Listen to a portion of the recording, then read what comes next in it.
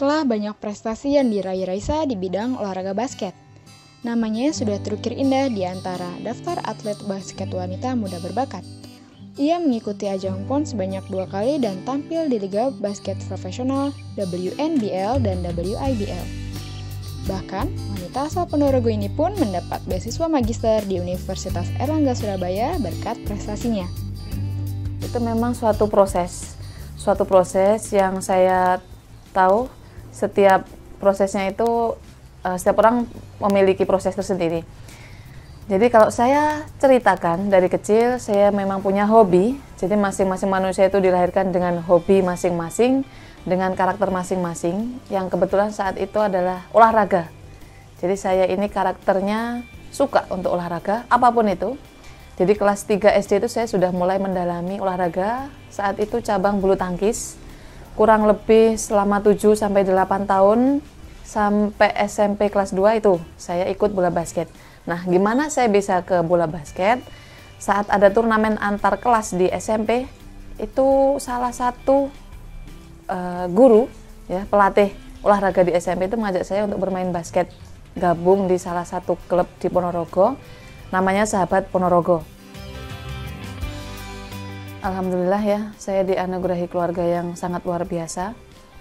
Jadi apapun pada dasarnya, prinsip utamanya adalah syar'i. Jadi apa yang menjadi peraturan hukum dari Allah itu kita patuhi. Keluarga semua support, mendukung, karena kami berempat bersaudara punya kelebihan masing-masing. Prinsip kedua orang tua menyampaikan hal-hal yang harus dipedomani semuanya. Jadi untuk khusus di Raisa, silahkan olahraga apapun, tapi tetap memegang teguh prinsip syariah, salah satunya tidak melepas hijabnya, seperti itu. Rintangan selalu ada selama menjadi pebasket. Namun, semua itu ia jadikan motivasi untuk menjadi lebih sabar dan kuat. Jadi apa yang saya kejar itu adalah hal-hal yang semu. Jadi saya pernah kecil, pikiran masa kecil ya, kita semua mengalami, kalau sukses itu berarti menang. Kalau sukses itu berarti juara 1. Kalau sukses itu berarti dapat hadiah. Nah, itu ternyata tidak sependek itu. Ya. Jadi bagaimana kita bisa sukses? Itu adalah pandangan Allah kepada kita. Nah, itu yang selalu menguatkan saya. Jadi kalau saya kalah, oh ya udah biarin. Masih ada hari esok, ayo latihan lagi. Ya. Wah, kita sedikit lagi juara 1. Kita cuman kalah 1 angka. Ya sudah, kalah 1 angka, kalah 100 angka, namanya kalah ya kalah. Nah, kita tujuannya apa sih? Apa kita mau pamer? Memang awalnya tidak pernah mendapatkan juara 2 mungkin ya, dari bawah. Jadi juara 8, 9 gitu sering sekali. Kemudian perlahan-lahan kita memperbaiki skill, ya, keahlian, kita latihan terus. Nah, alhamdulillahnya pada tahun 2013 kemarin, masih saya perkuat juga di tim basket Universitas Airlangga Surabaya. Alhamdulillah menyabet juara 1 untuk antar kampus terbaik se-Indonesia. Kurang lebih itu. Dan terakhir kemarin Oktober 2016, satu impian saya yang telah lama saya pendam, itu akhirnya terwujud, yaitu memakai jersey kostum bola basket yang bertuliskan Indonesia, Garuda di dadaku, untuk mewakili Indonesia itu di ajang 3x3 World Championship di Guangzhou, Cina. Ya, alhamdulillah, jadi mungkin saat ini capaian terbaik saya sampai situ. Raisa memiliki idola dalam bermain basket. Tidak hanya mengagumi cara bermainnya, namun Raisa juga mengagumi kepribadiannya. Itu adalah Michael Jordan. Nah, jauh ya kita ngomong tentang karakternya, bagaimana kemampuan skillnya, itu memang banyak sekali yang bisa kita contoh. Jadi saya membaca sekilas, ya, yang saya tahu tentang Michael Jordan ini, itu dia memang tidak hanya bermain basket. Dia tidak hanya bermain basket. Jadi bagaimana dia mengakrabkan silaturahmi antar temannya. Jadi bagaimana dia itu membuat teman-temannya itu juga mendapatkan keahlian, keterampilan yang terus meningkat. Tidak hanya memikirkan ego pribadi, tidak hanya memikirkan skill dan keterampilan pribadi. Jadi itu yang saya contoh. Jadi ibaratnya orang itu bisa dibilang sukses kalau bisa membuat orang lain jadi tambah sukses. Nah itu, Michael Jordan. 2 kali nama Raisa Aribatul Hamidah dicoret dari ajang basket internasional. Beberapa kali pula ia mendapat pelanggaran jersey pada pertandingan dalam negeri. Alasannya hanya satu, karena wanita muslimah ini mengenakan hijab. Di FIBA Bola Basket Internasional ada peraturan memang ya. Jadi sudah menjadi aturan tertulis, ada di peraturan FIBA bahwasanya keberadaan penutup kepala itu tidak diperkenankan dalam bermain bola basket. Yang saya inginkan, saya harapkan bahwasanya FIBA hendaknya mengkaji kembali. Paling tidak ada pengecualian, jadi kekhususan bahwasanya untuk pemain-pemain berjilbab itu bisa dicek, bisa diperiksa dulu sebelum bermain.